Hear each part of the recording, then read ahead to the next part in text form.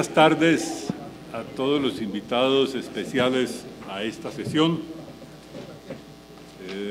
mediante la cual tomará posesión como miembro de número el académico Ricardo Esquivel Triana. Esta es la segunda parte de la sesión convocada para el día de hoy y le pido al señor secretario que por favor proceda a leer el orden del día para esta segunda parte de la sesión. Muy buenas noches a todos. Les solicito por favor bloquear sus teléfonos móviles.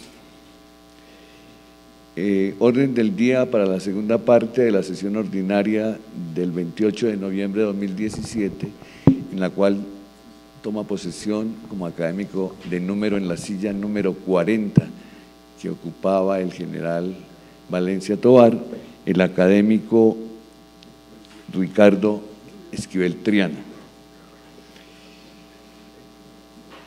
Primero saludo al señor presidente, designación de comisión para ingresar al recipiendario al salón de la plenaria, toma del juramento, disertación sobre el tema La paz necesita la nueva historia militar de Colombia, respuesta por el académico Efraín Sánchez Cabra en nombre de la Academia Colombiana de Historia, imposición de la venerada por la señora Miriam Rojas.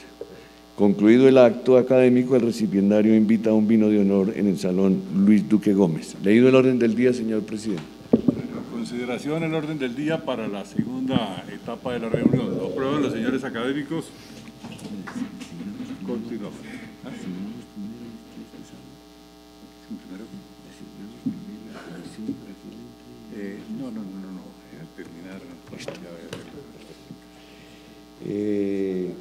Saludo del señor presidente.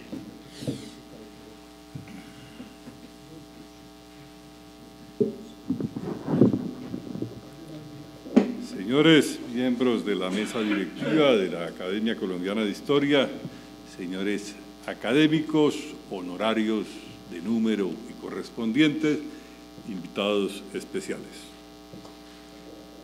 El motivo fundamental de la sesión solemne de hoy de esta academia es la de recibir como miembro de número al doctor Ricardo Esquivel Triana. El recipiendario es doctor en Historia de la Universidad Nacional de Colombia y además magíster en análisis de problemas políticos, económicos e internacionales, contemporáneos e internacionales. Hizo estudios en el Instituto de Altos Estudios para el Desarrollo, también es profesional en Filosofía y Letras de la Universidad de La Salle y especialista en Historia Económica de la Universidad de los Andes. Dentro de su experiencia profesional, ha estado vinculado al Departamento Jurídico del Ejército Nacional como asesor en Historia y Memoria, también como investigador en la Escuela Superior de Guerra y ha sido docente en las Universidades Javeriana y Externado de Colombia. Ha publicado varios libros sobre política exterior y militar y ha producido innumerables artículos para revistas especializadas, fundamentalmente relacionados con historia militar y análisis de conflictos. También es investigador asociado a Colciencias y ha recibido menciones nacionales e internacionales por sus investigaciones. Nos ha traído para la lectura de su acreditación como recipiendario un trabajo titulado La paz necesita la nueva historia militar. La paz necesita la nueva historia militar de Colombia.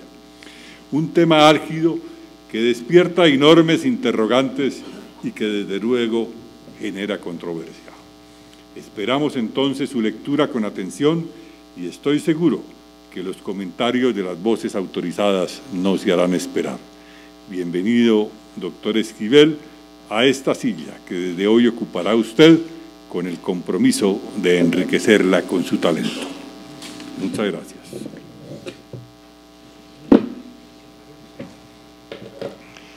Designación por el presidente de la comisión para ingresar al recipiendario al salón de la plenaria.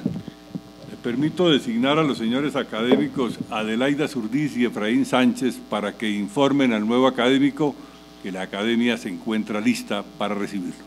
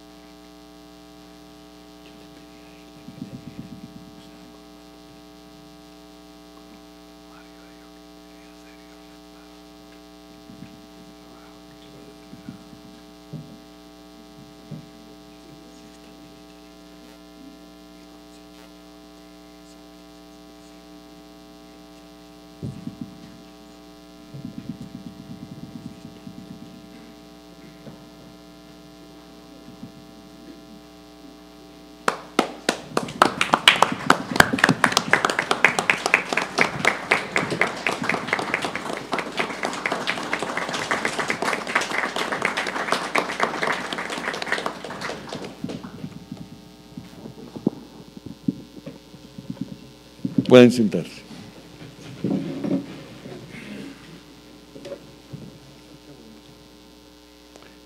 A continuación, continuamos con la ceremonia, con la toma del juramento.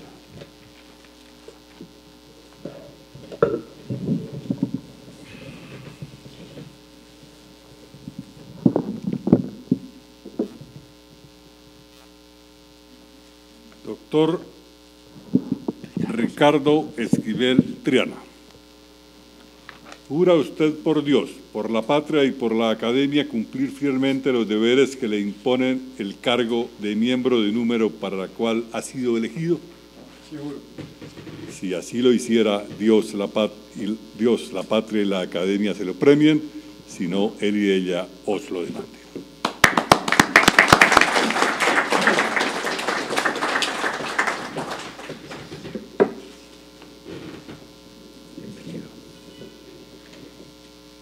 Pueden sentarse.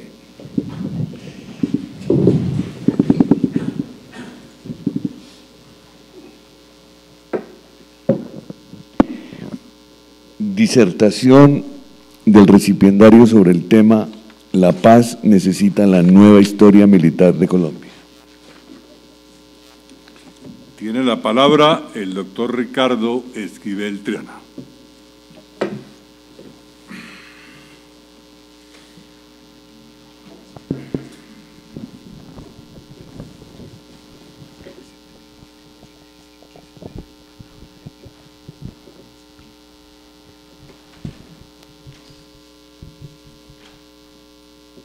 Bien, buena tarde a todos, muchas gracias por su asistencia. Según lo establecido voy a gastar más o menos 30 minutos para que sepan más o menos cuánto es la demora. En primera instancia, agradeciendo a los miembros de número de la Academia de Historia que me han elegido para justamente estar hoy aquí, a la mesa directiva de la misma academia, cuya gestión pues obviamente es la que me facilita esta disertación, al uno de los pares académicos que ya revisó mi texto y lo hizo con profusión, cuyos elementos entonces mencionaré a lo largo de mi disertación. ¿Quiénes me han precedido en esta consideración?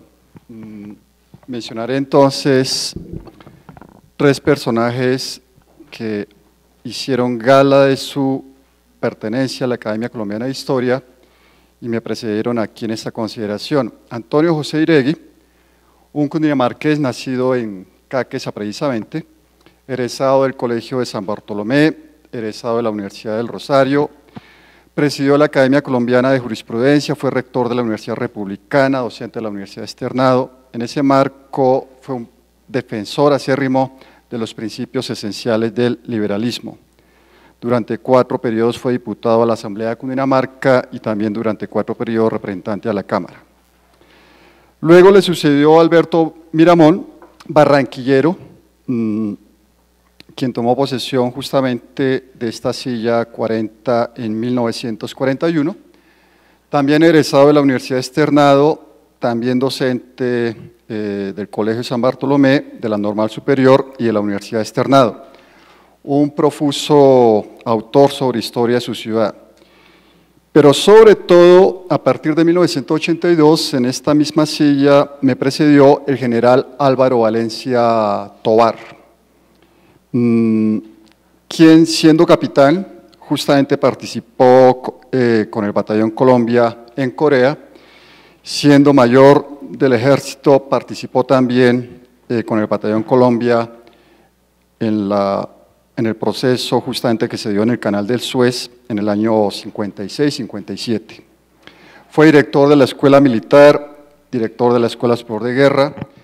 En 1971 resultó herido por un atentado del grupo armado ilegal ELN, aquí justamente en Bogotá.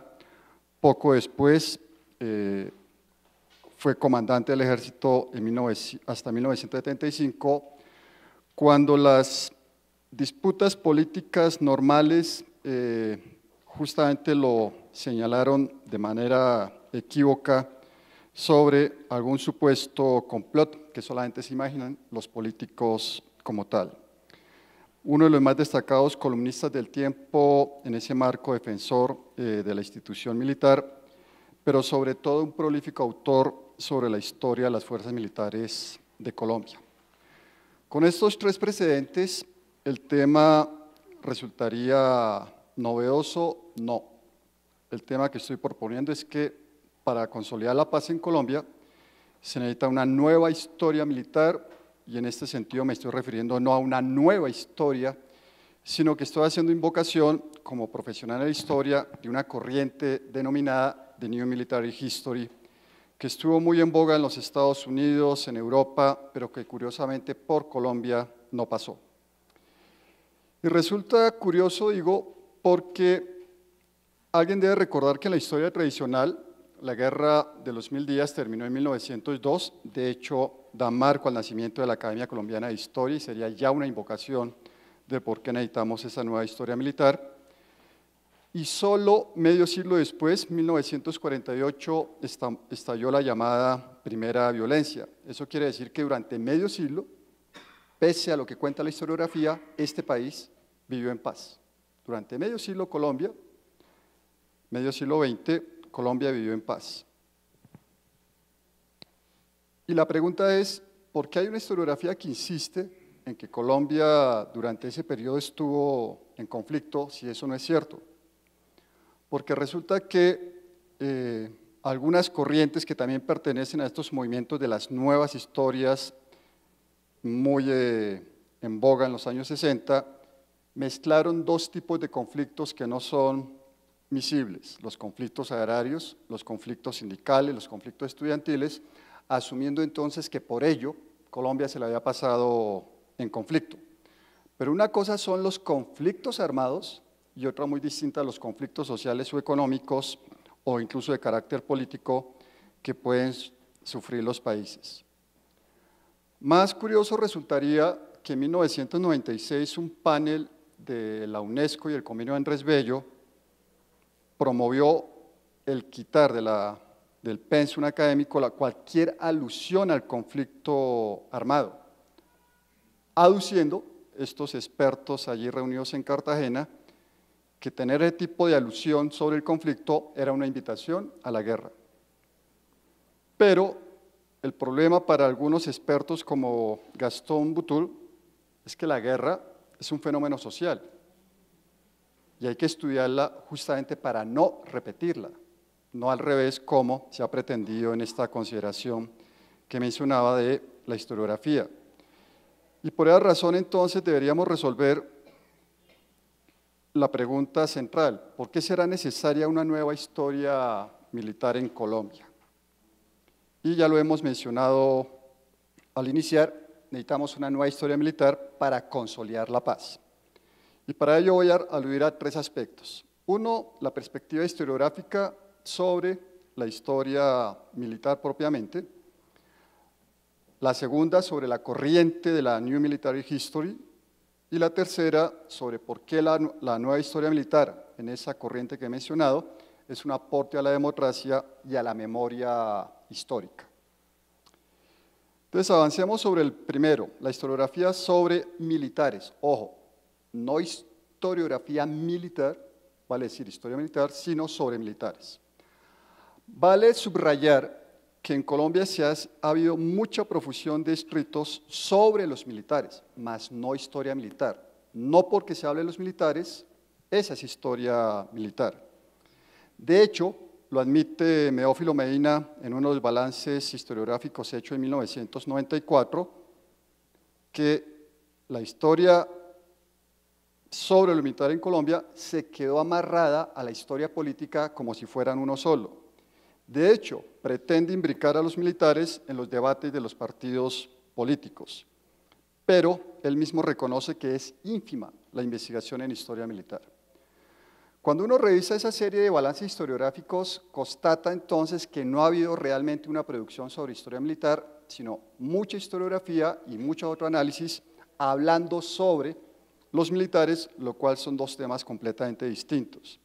Ya les mencionaba, está el primer balance que hizo sobre este tema especializado y hablando de un historiador profesional que es Meófilo Medina, que por si acaso a algunos les interesa subrayar, era miembro del Partido Comunista, hace justamente esta alusión a la investigación sobre historia de los militares, y lo contrasté con otro balance que hace Adolfo Ateortúa para el mismo periodo, donde ustedes encontrarían una playa enorme de autores sobre estos temas que regularmente suelen ser conocidos para los interesados en los asuntos militares.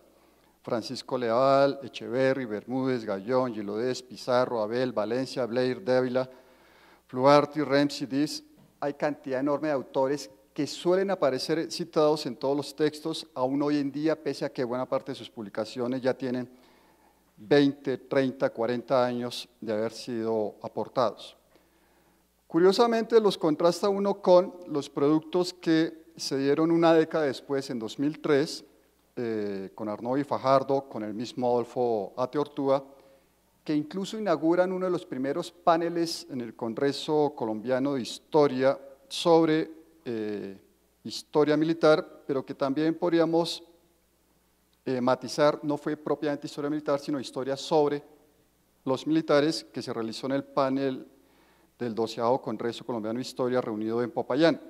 Y a qué autores se menciona, a los mismos de los cuales hice lista hace un rato, y podríamos agregar allí estudios de Ocampo, del general Ibáñez, por supuesto, de Pinzón, una colección muy interesante que hizo la Fundación Mafre española en 1992 sobre el 5º centenario, el coronel Plaza, Serriaño, Pérez, Tibó, Villegas, Berkis, Jaramillo, Ruiz, Puyana, Donadio, Landazábal, Torre y Vargas. Lo estoy mencionando de manera muy rápida por eso, porque finalmente para nosotros, los historiadores, eso es historiografía. Y como historiografía quiere decir es que revisamos todos los autores que ya pasaron sobre estos temas, y como dijo mi primer paracadémico al leer esta ponencia, al parecer yo hice un ejercicio de pedantería citando más o menos 140 referencias de historiografía sobre militares en Colombia.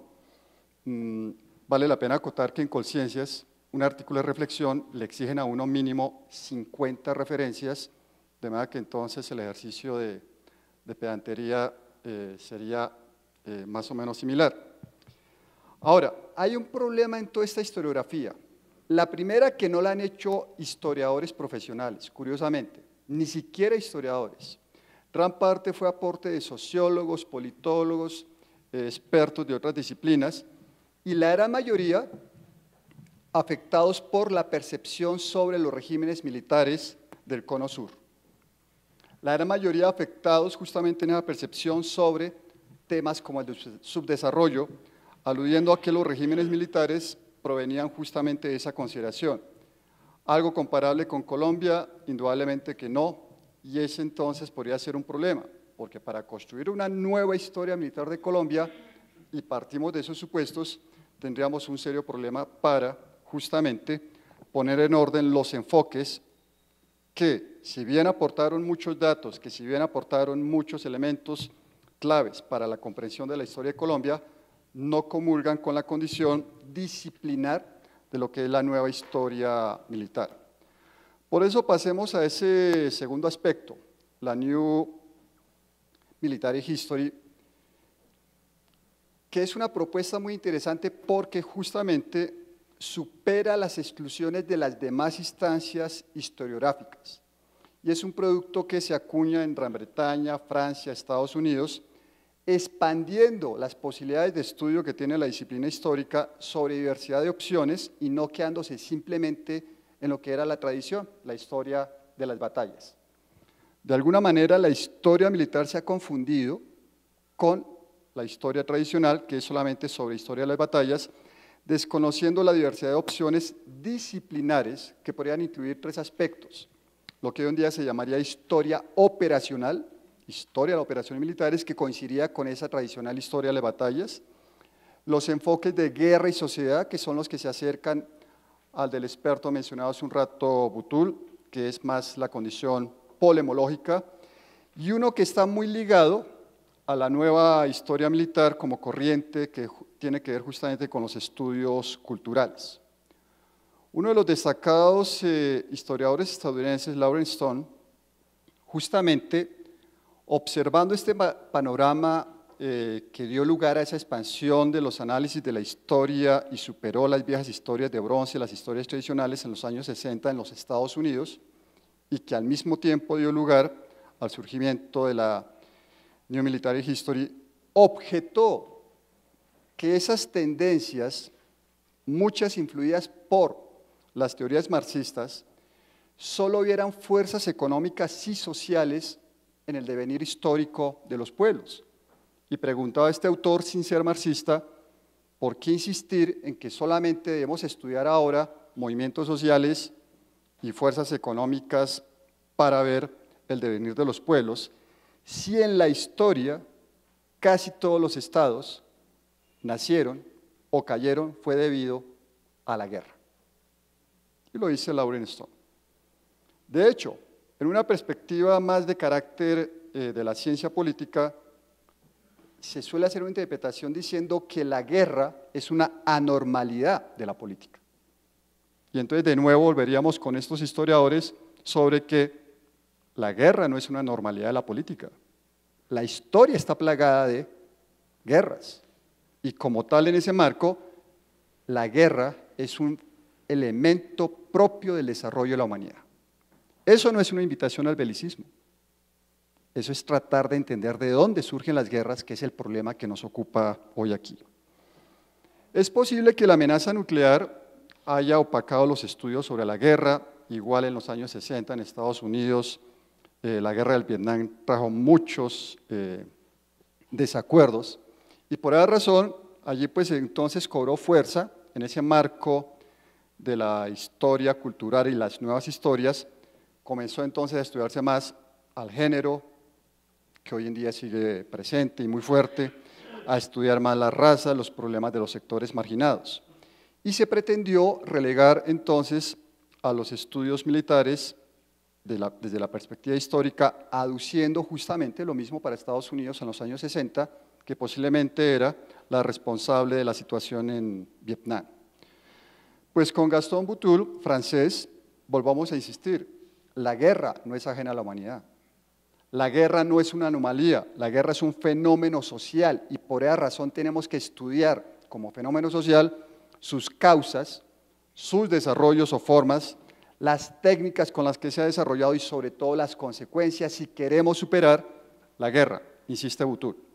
Si queremos insistir con Boutoul sobre para qué estudiar la guerra, hay que estudiarla para que justamente no se repita, porque si no estudiamos por qué se dio, cuál fue su desarrollo y cuáles fueron sus consecuencias, más difícil nos va a quedar superarla. Por fortuna, también en Francia, Georges Duby, de la Escuela de los Anales, que es una escuela que está muy cercana a las orientaciones marxistas, en 1973 también llamó la atención sobre sus propios correligionarios de la Escuela de los Anales y dijo, no, hay que restaurar esa historia militar y sobre todo en la perspectiva también de la vieja historia tradicional de las batallas. Por el camino profundizó el más reconocido de los historiadores británicos en el campo militar, que es John Keegan, profesor distinguido de la Academia Militar de Sandhurst, quien justamente se especializó en historia operacional. Uno de sus libros más vendidos, que es un bestseller en el resto del mundo de la historiografía por lo menos, El rostro de la batalla, así lo menciona. Y justamente allí Keegan hace alusión a un aspecto de lo más interesante. Para un país que permanentemente vivió en guerra, como Gran Bretaña, hace mención a Keegan en la introducción de su libro a un aspecto de su personalidad. Keegan dice, infortunadamente no tuve el privilegio, como otros compatriotas británicos, de pelear en ninguna guerra. Ofrezco disculpas por eso, por no haber sido combatiente. Pero curiosamente se convirtió en el primer historiador militar británico, en el más reconocido. Y lo menciono porque también en las observaciones que hicieron a mi artículo se decía que para poder hablar de la milicia había que vivirla. y entonces pues yo también ofrezco disculpas porque no soy militar, y entonces eso me descalificaría como historiador militar. Pero no sé si para ser director técnico de fútbol todos hayan sido futbolistas previamente. Es un criterio bastante interesante.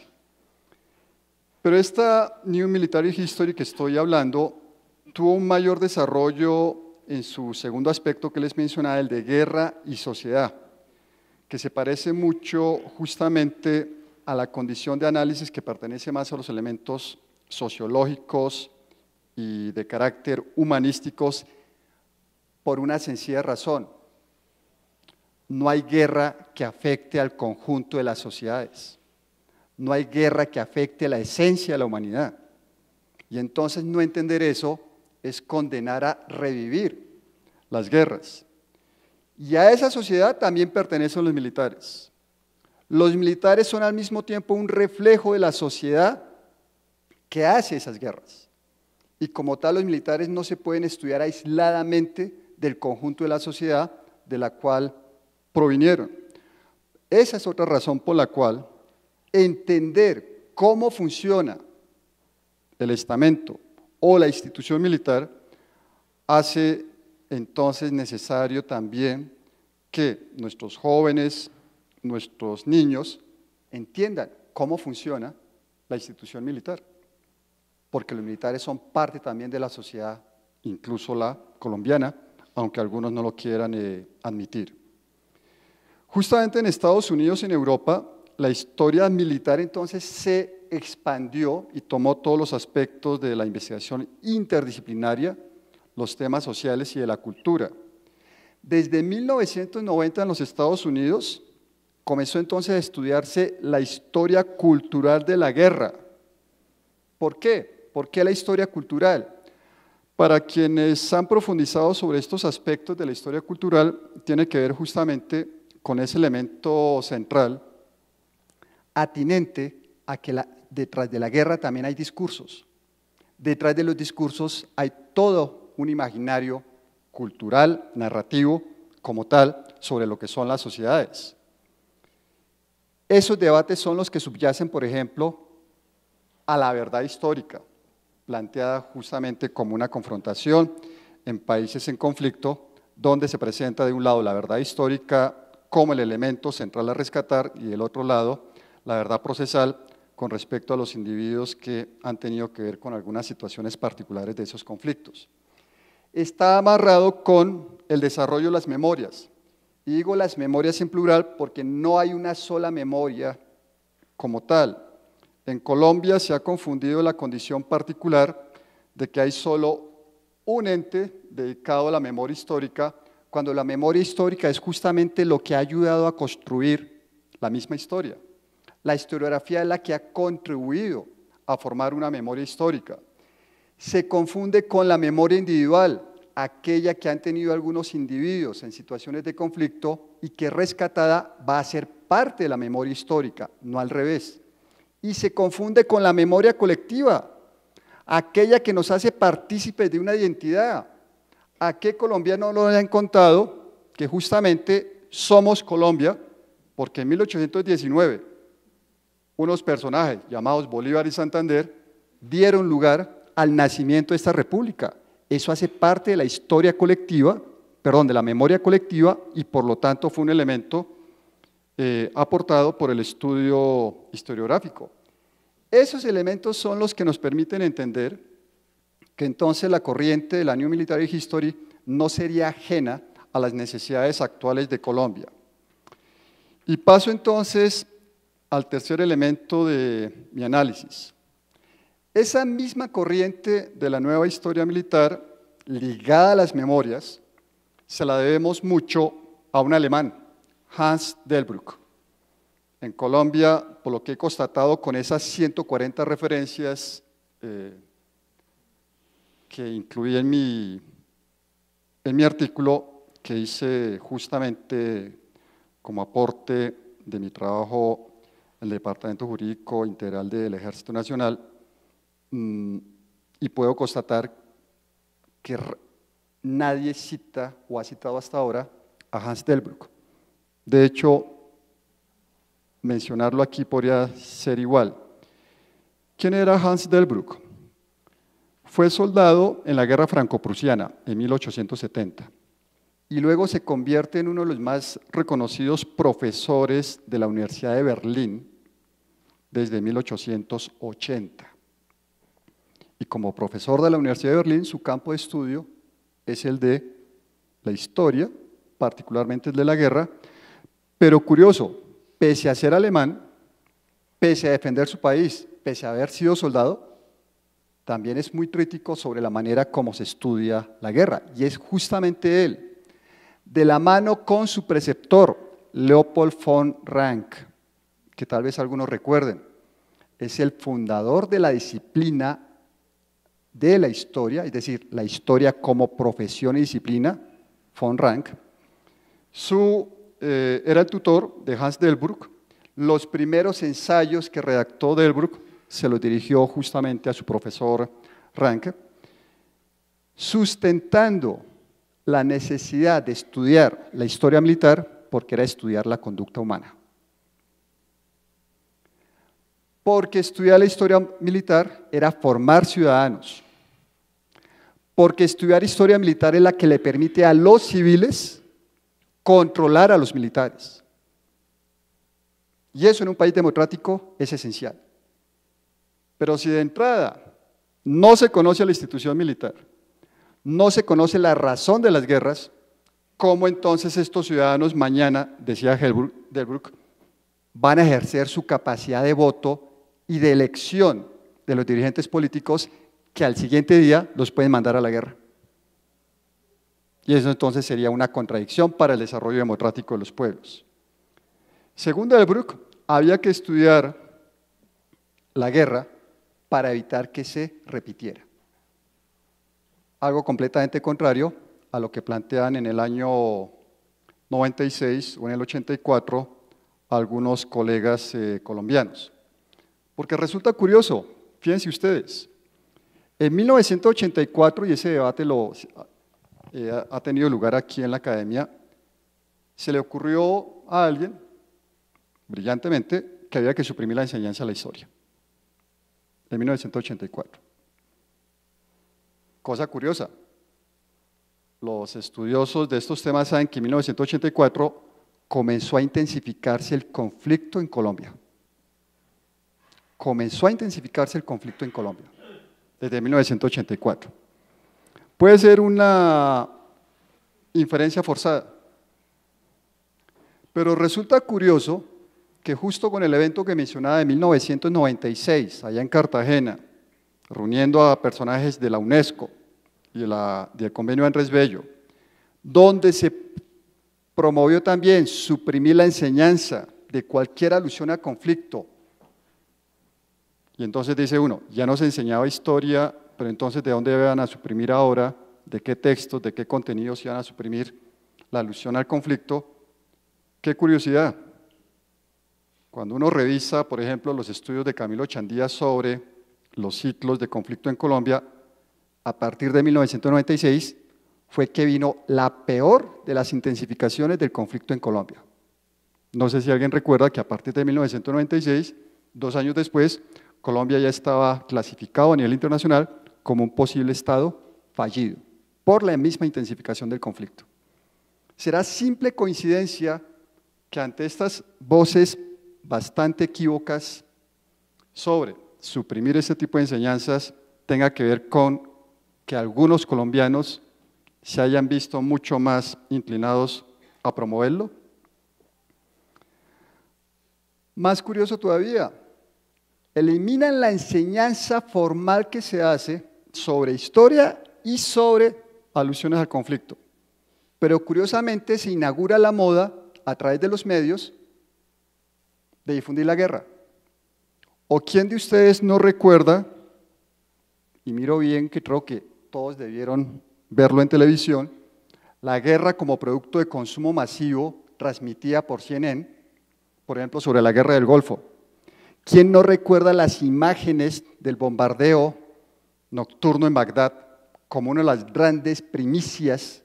Y entonces, ¿qué será más formativo? O perdón, deformativo. ¿Enseñar historia militar o dejar que sean los medios masivos los que difundan su propia interpretación sobre la guerra?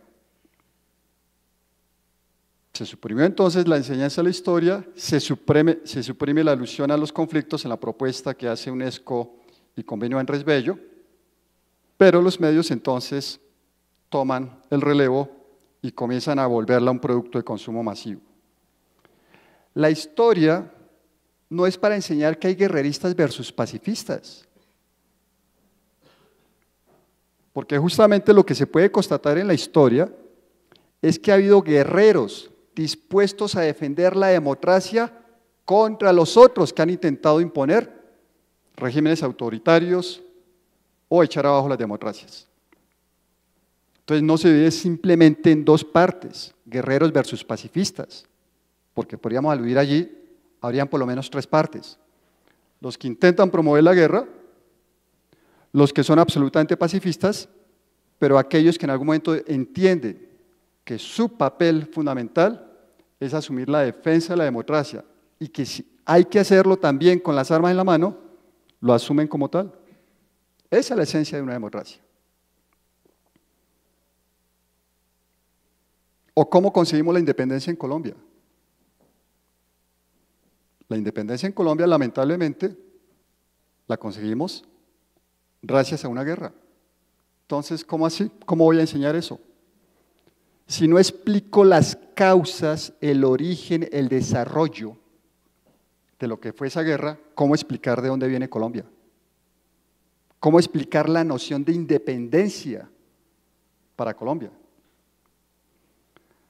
Porque resultaría curioso en las observaciones que hicieron a mi artículo que entonces este tema está sobrevaluado, tal fue el adjetivo que se utilizó.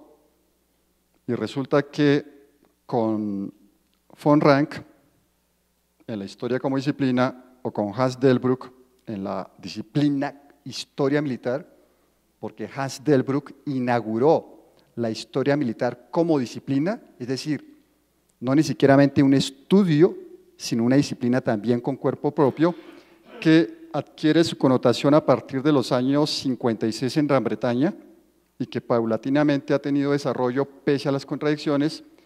Se examinan entonces 4 elementos. ¿Qué es lo que deberían enseñarse a todos los estudiantes? ¿Vamos a estudiar la guerra? Sí, pero estudiemos sus elementos. 1, ¿cuál es su contexto político, económico y social? La guerra se desarrolla en un contexto con esos 3 factores. 2, la guerra se desarrolla con unos instrumentos y unos niveles de desarrollo técnico y material.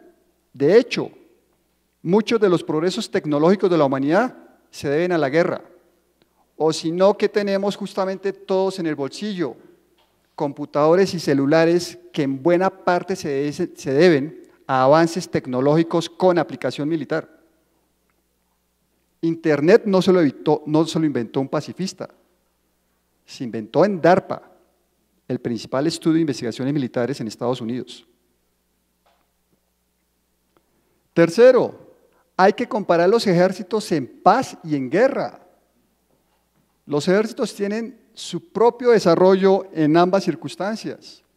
En el tiempo también hay que comparar lo que es un ejército hoy con lo que es un ejército del pasado. Lo que es un ejército aquí, lo que es un ejército en otra parte del mundo.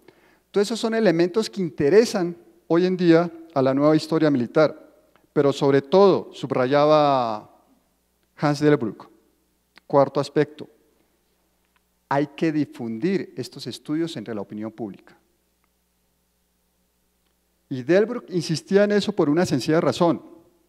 Si son los ciudadanos, si son los civiles los que eligen los gobiernos, los que están detrás de las decisiones políticas y no tienen idea sobre cómo funciona la institución militar o por qué se generan las guerras o cuáles son las consecuencias de la guerra, esos ciudadanos no van a tomar las decisiones adecuadas para que el país marche con una dirigencia pertinente a las necesidades del país y el mismo país alcance sus objetivos nacionales. Estudiar la historia militar en la propuesta que se hizo con Delbruck y que hizo la New Military History tanto en Gran Bretaña como en Estados Unidos es estudiar todos los aspectos sociales, comprender cómo se originan los conflictos, cómo se resuelven, cómo ellos contribuyen a las memorias, ya mencioné, a la individual, la que deciden los ciudadanos, a la histórica, que es la que consolida la identidad, la colectiva, que es la que discute las opciones políticas. Concluyo entonces. Enseñar historia militar no es sinónimo de enseñar belicosidad, según he intentado defender, porque gracias a la guerra es que la gran mayoría de países han logrado la libertad. Desafortunadamente, gracias a la guerra es que la gran mayoría de estados existen. ¿O hay algún ejemplo de un estado que haya nacido simplemente por decisión política? Y si lo hay, son escasísimos. Enseñar historia militar hace parte de entender también el orden internacional. ¿O acaso las Naciones Unidas no utiliza también la fuerza militar para imponer la paz? ¿No existen las llamadas misiones de paz? La principal enseñanza de la historia es que los sucesos no son determinados. En historia aprendemos que los sucesos son decisiones de individuos, de líderes políticos o, para el caso que estoy mencionando, de ciudadanos. La guerra, inclusive, es un reflejo de eso. Entonces, enseñar historia sin enseñar la guerra sería un gravísimo error, porque se trata de conocer los hechos, los planes y las estrategias, nos permitiría saber por qué fue que ocurrieron justamente esos conflictos. En ese sentido, la historia enseña que no se trata solo de ver pasar el tiempo, sino que nuestras decisiones, somos nosotros los que decidimos, van a terminar incidiendo sobre los sucesos. Muchas gracias.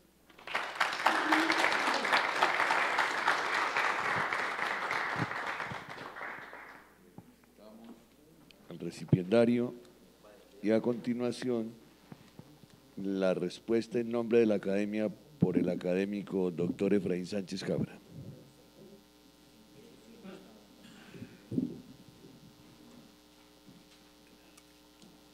Tiene la palabra el académico Efraín Sánchez. Muchas gracias, señor presidente. Muy buenas noches para todos. Para mí es un placer y un gran honor cumplir esta tarea de responder a esta exposición que ha hecho Ricardo Esquivel con respecto a la historia militar en nombre de la Academia Colombiana de Historia. Pero diría tal vez que, aparte de hacerlo en nombre de la Academia, lo voy a hacer en el nombre mío porque para mí, tengo que confesarlo, fue una gran experiencia leer el texto de Ricardo Esquivel, el texto que le sirvió de base a su intervención de esta noche. Y yo quiero concentrarme en 3 puntos básicos. El primero es que el presidente de la Academia dijo al principio que la historia militar es un tema álgido que suscita grandes interrogantes.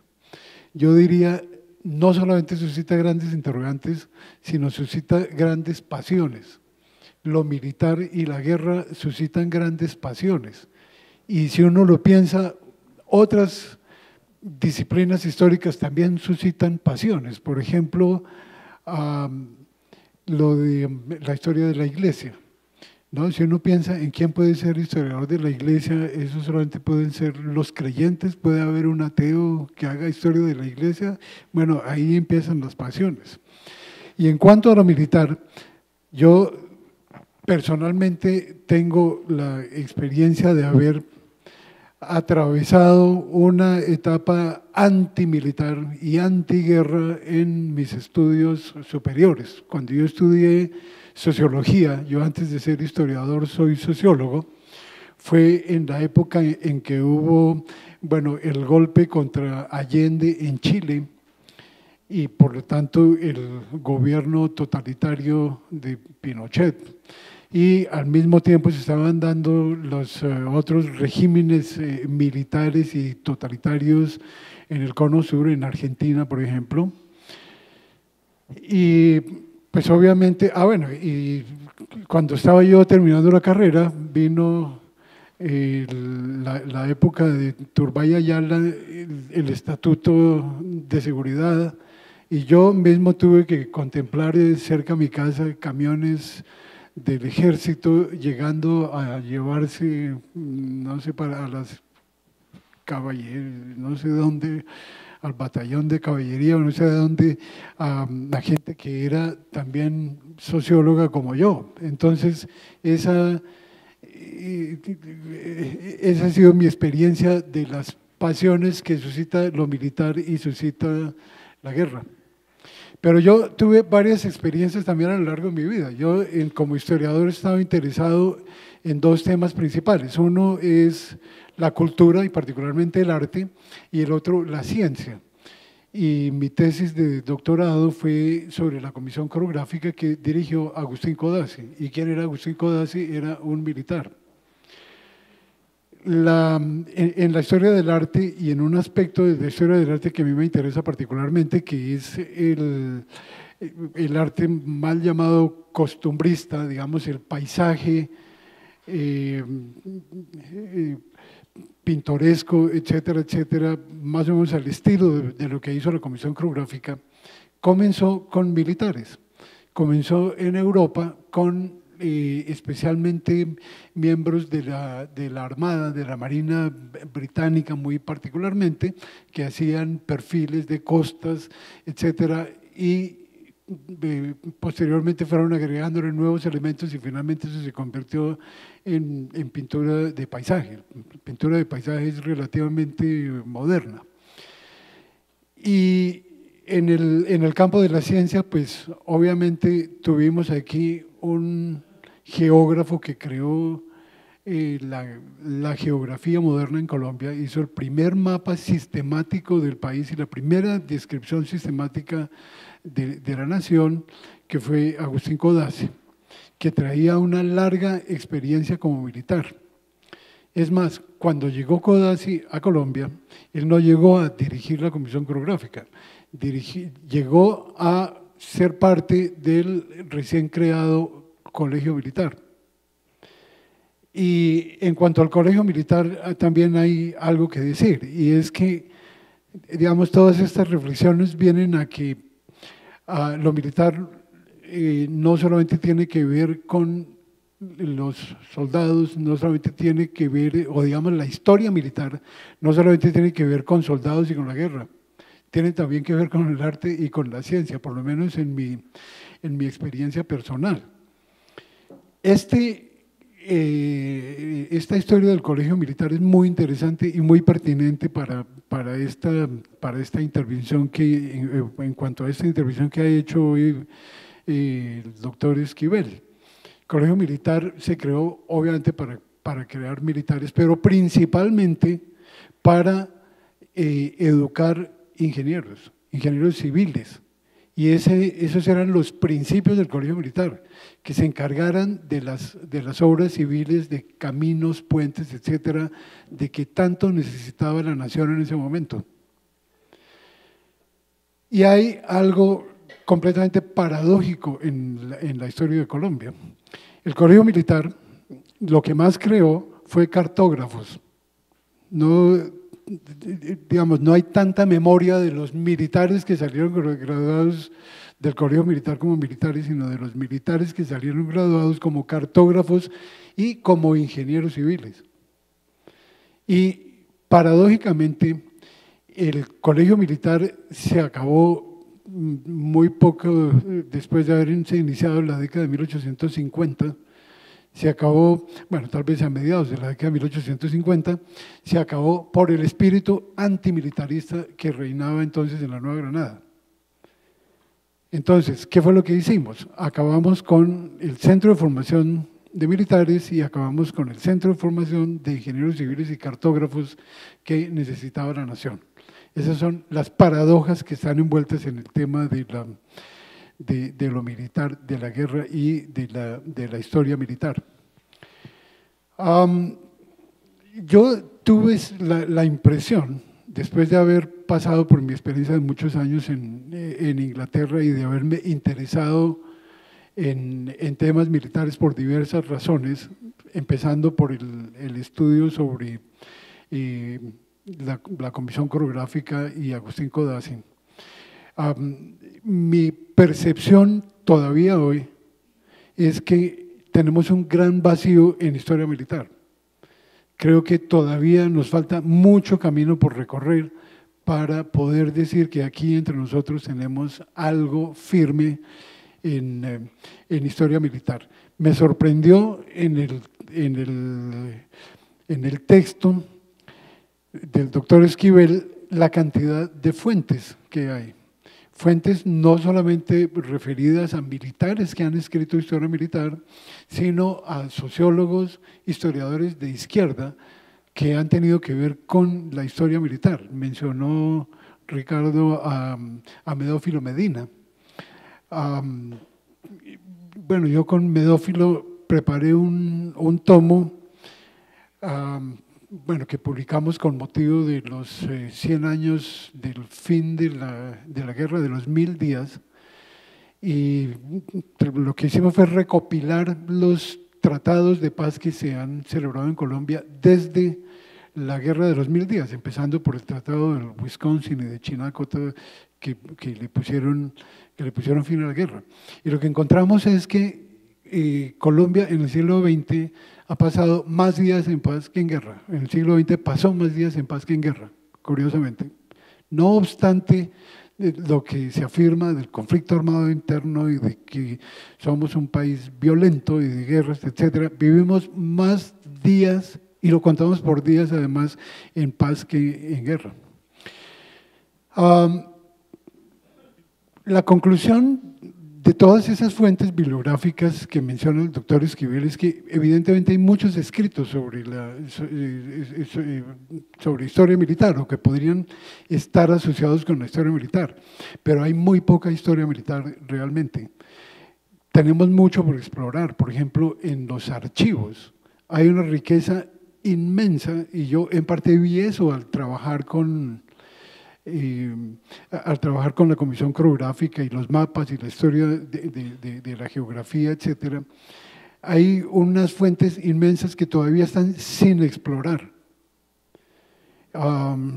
Sí, casi que podría decir lo mismo que me dijo una señora de la Biblioteca Nacional que se llamaba Doña Anita, que era la persona que más sabía, creo que había sido la aseadora durante 50 años o algo así de la Biblioteca Nacional, y era la persona que más sabía dónde estaban las fuentes que casi nadie consultaba. Entonces, cuando yo llegué a trabajar sobre la Comisión Coreográfica, me trajo un volumen de periódicos que no estaba catalogado, y dentro de ese volumen de periódicos había una enorme cantidad, también empastado con los periódicos, una cantidad de manuscritos de Agustín Codazzi y de otros manuscritos de historia de la ciencia, interesantes para la historia de la ciencia en la época. Me lo puso en la mesa y me dijo, lea eso, la historia de este país está por escribirse.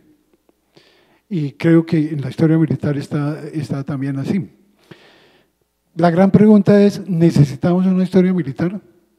Hoy tuvimos una respuesta y estoy totalmente de acuerdo con el doctor Esquivel. Necesitamos una historia militar para mantener la paz, no solamente para repetir, para no repetir la guerra, sino para formar ciudadanía, para poder tomar decisiones políticas en cuanto a quién nos debe gobernar y evidentemente también para poder mantener como ciudadanos la vigilancia debida sobre, bueno, por ejemplo, la forma en que se gastan nuestros impuestos en los asuntos militares.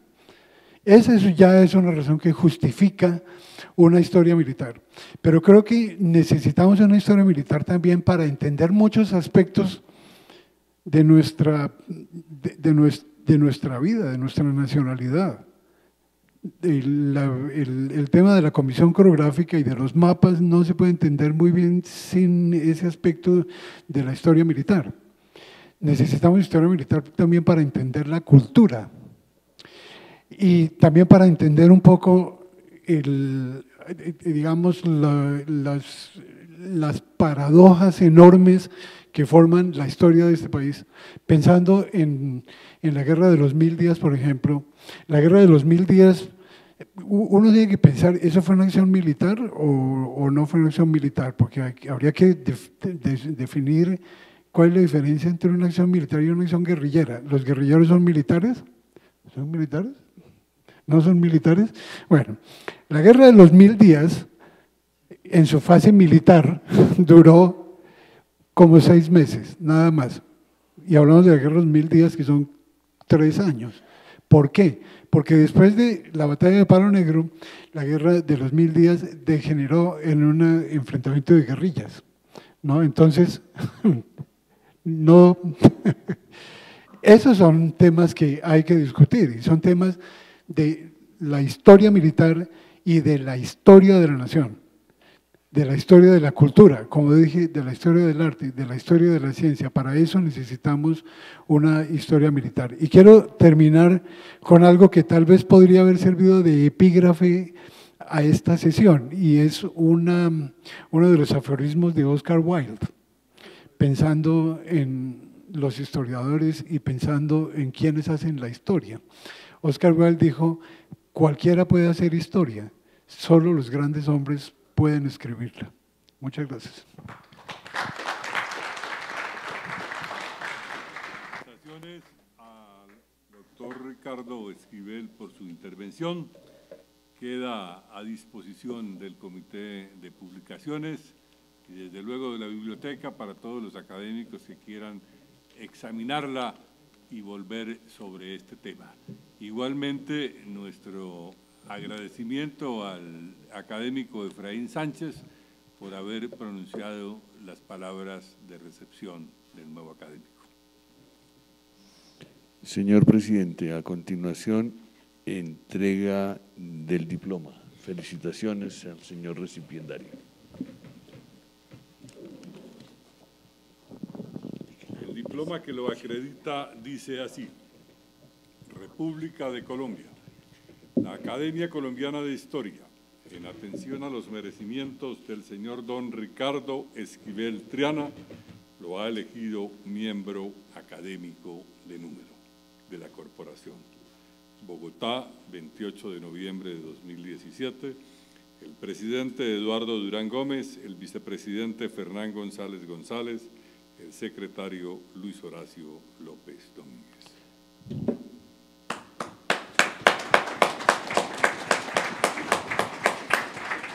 Invitamos a la señora Miriam Rojas a la imposición de la venera.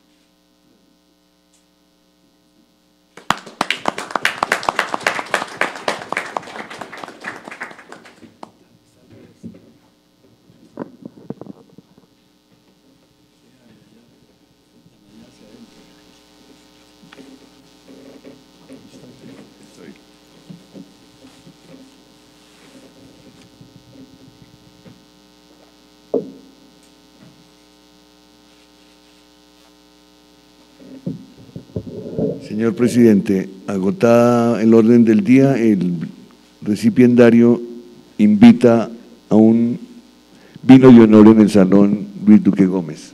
Se levanta la sesión. Muchas gracias a todos ustedes por la asistencia. Cordialmente invitados para el día 4 de diciembre a la obra de teatro que se va a realizar en este mismo escenario en conmemoración de los 50 años del fallecimiento del académico Osvaldo Díaz Díaz, autor de la obra que se va a presentar, que ustedes han recibido la invitación, y el día 5 a las 5 de la tarde, señores académicos, la posesión como académico de número del académico Rodolfo Segovia Salas. Muchísimas gracias, los invitamos al Salón de Occidente Luis Duque Gómez para una copa de vino.